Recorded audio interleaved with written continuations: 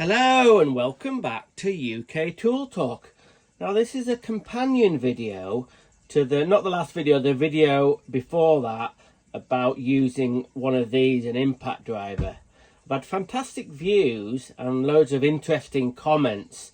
Some agreeing with me, some disagreeing with me about impact drivers and how to use them, which is good. I do like the sort of like the communication and the comments and the sort of, I think it's a two-way street is YouTube, and I pick up, my saying is every day is a school day, so I learn stuff every day, and hopefully you're going to learn something from my video. Now this video today is not for pros, it's not for pro traders who work every day and joiners and plumbers and electricians who's putting screws in or working with power tools every day. This is a video about beginners.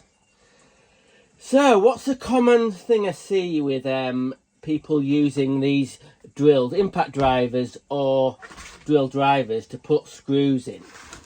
This is the main one. I'll be working with someone, or I'll be trying to show someone how to put screws in, and they'll go, yeah, I can do it, no problem. I can put screws in, how hard can it be? So they're like this. Right, okay. Now just, yeah, don't worry, that's just a...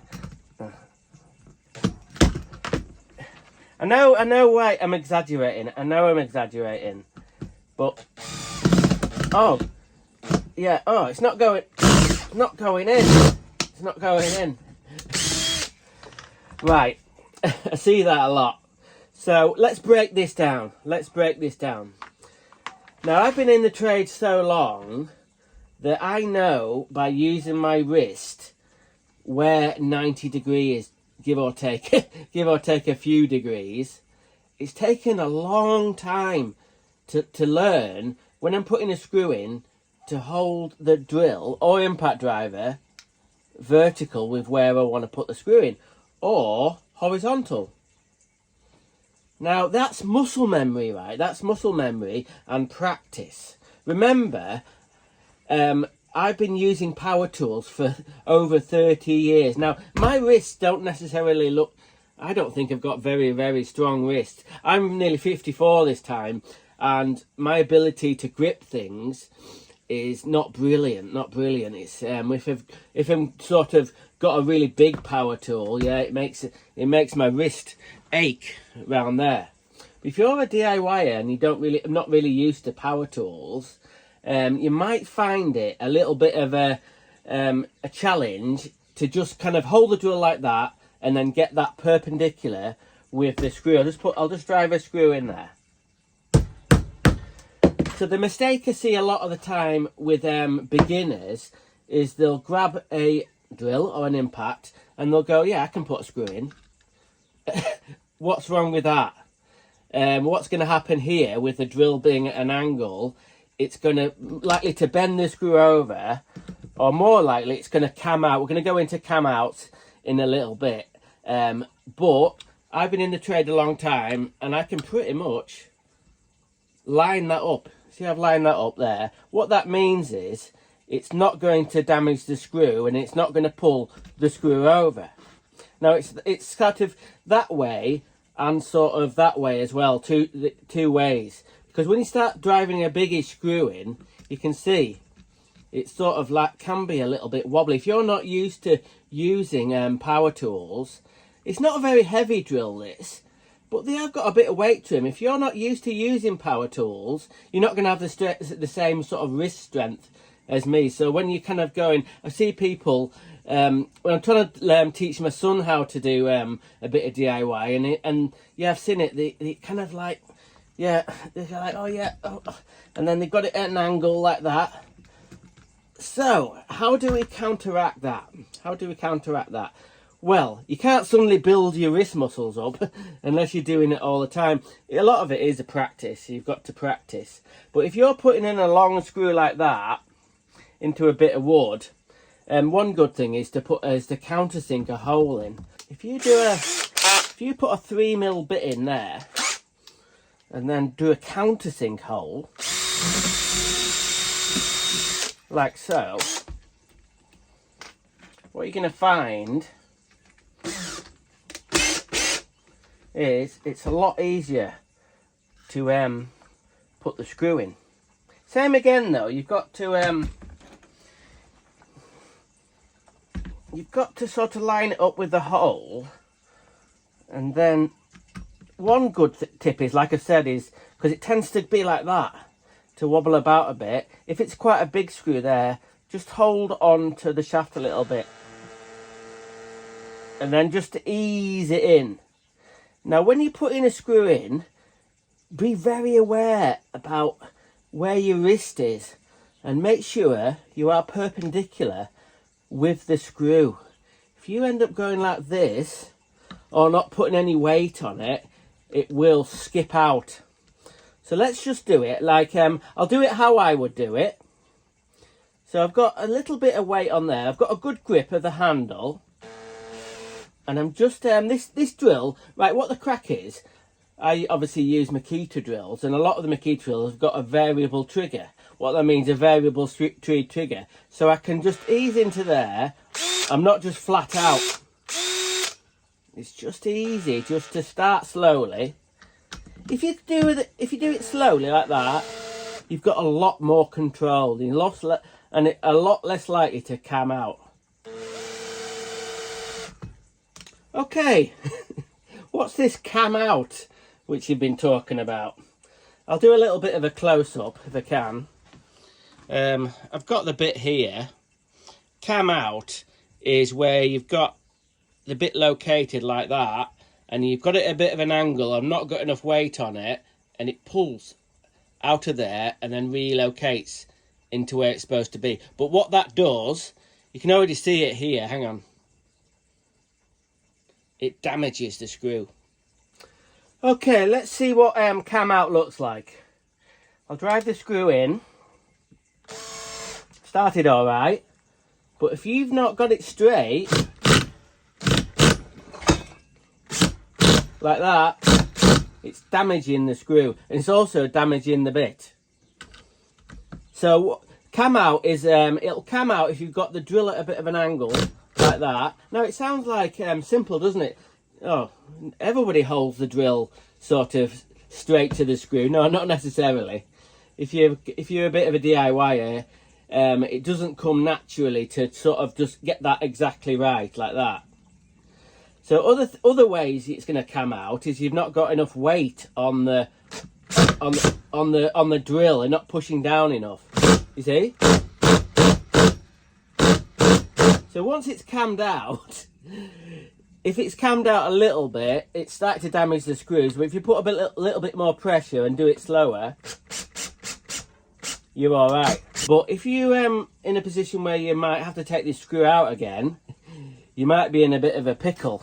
Because if you damage the screw, like so, and then it's really hard to get it in, that's in a bit of an extreme example, but sometimes if it's a really tight fixing, you can't get the screw out. Now look at the state of the screw.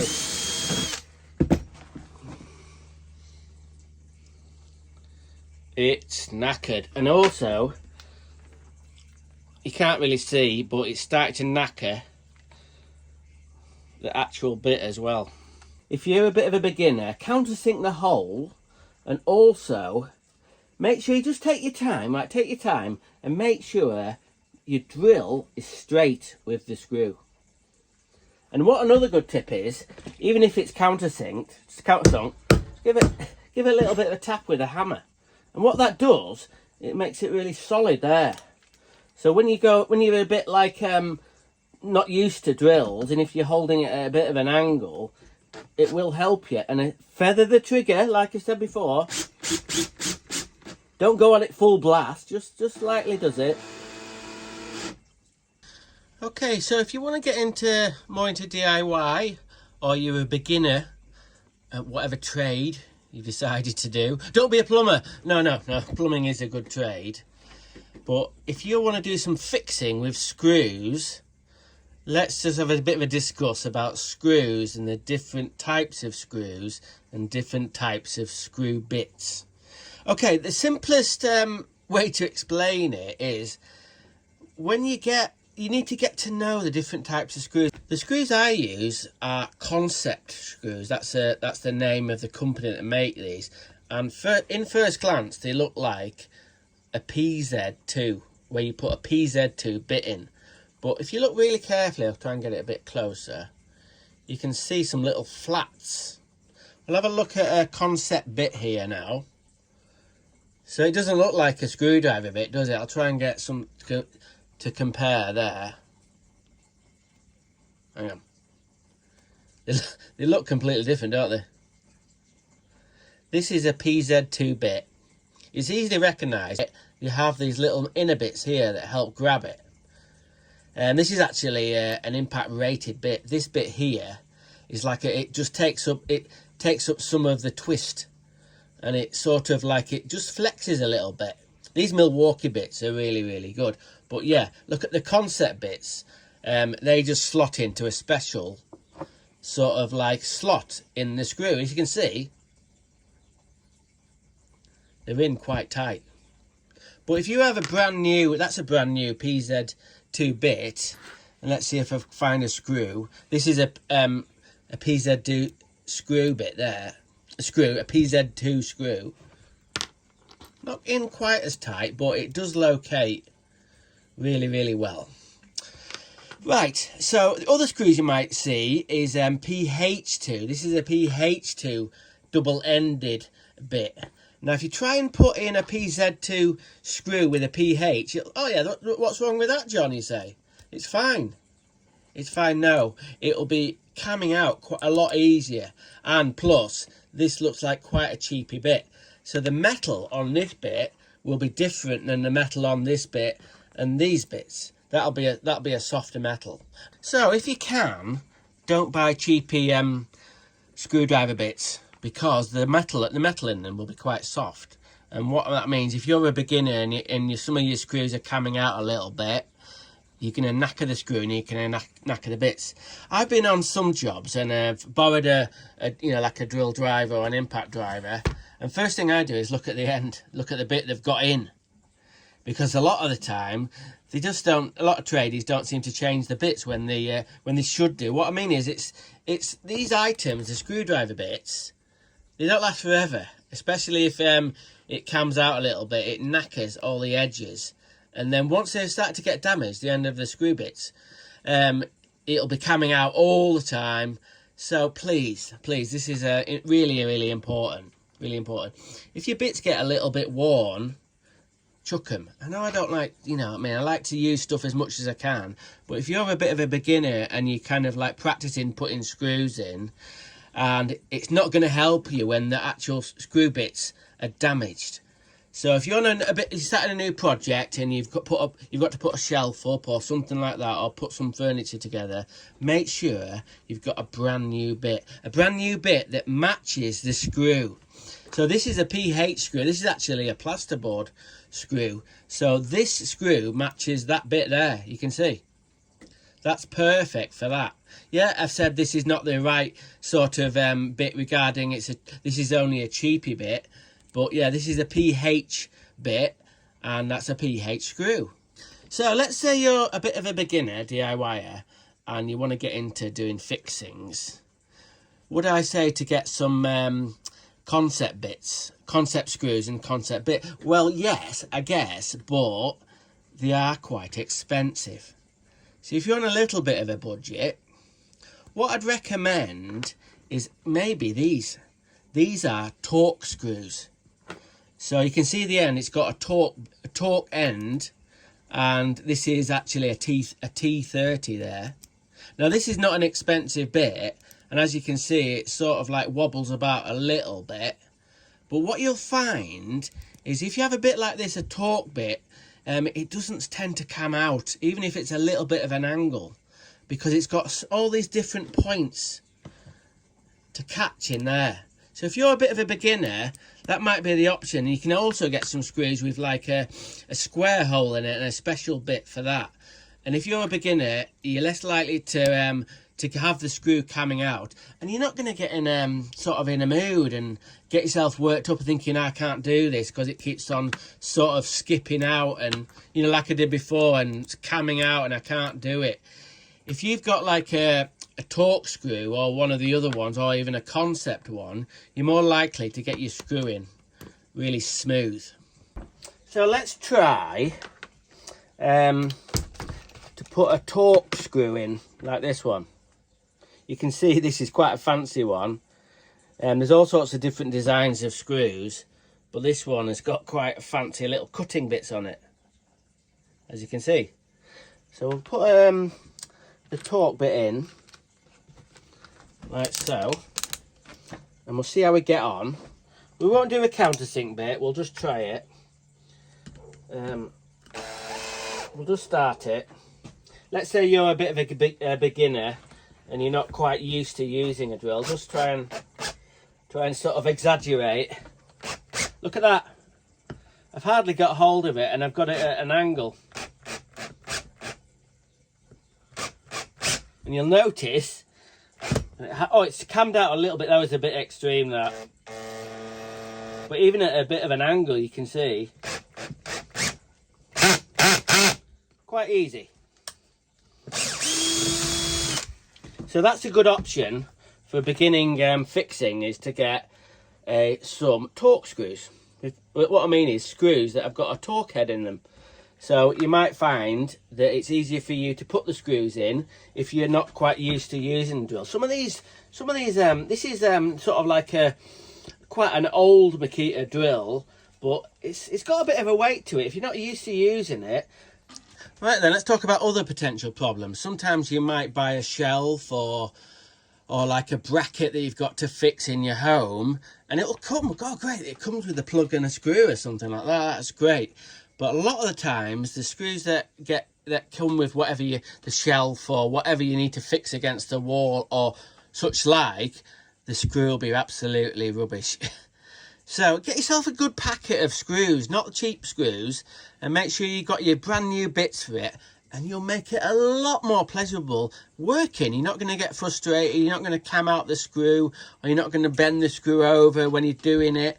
And then you'll think, wow, you know, actually, you're not going to get frustrated and you're not going to get sort of like wound up by it all. So sometimes, yeah, sometimes the screws that come with something like a shelf or whatever, it'll be absolute garbage. What I do see sometimes, if some really cheap stuff, is screws like this. This is a self-tapper. Now sometimes you'll see a little packet with these and with a little roll plug, and you think, oh, that's all right, I've got my screw. But because it's a dome head, yeah, the bit goes into it okay, as you can see. But with it being domed, it's a lot more likely to come out and wreck the screw because of it's domed and not flat-headed. And also, a lot of these screws that come, these cheapy screws, they're just wrecked. They'll just come out straight away. So this is really just a self-tapper. So that's another potential pitfall with putting screws in. I hope I haven't sort of overcomplicated this issue. It's not an issue, it's just I'm here to doing this video to help, not pros, but DIY people. I know it's ended up with me being waffling and repeating myself, but I hope you can sort of read between the lines and sort of get a little bit of truth. And using my experience, I do know what I'm talking about a little bit. So if you're new to the trades, or you want to be a DIYer, if you're putting screws in, make sure you've got the right bit for the job and a new bit. Remember, if it starts getting old and knackered on the end, chuck it, get another one, and make sure your screw matches up with the bit. And also practice getting the drill straight, lined up with the screw. And if you can't do that, countersink what you're doing, or knock the screw in or the fixing it in a little bit, so it's more likely to go in straight. So have you learned anything? Well, I hope you have. I hope, I really do. I really do. Tradies will be watching this and going, oh, what are you talking about? I know all this stuff. But there'll be tons of people out there who are new to it, and they need to, there's no point sort of like coming into it and getting all frustrated because you can't do it. Hopefully I've given you a few tips along with all the waffle. Okay, again, thanks for watching, and I hope you've learned some. I'll see you next week on UK Tool Talk.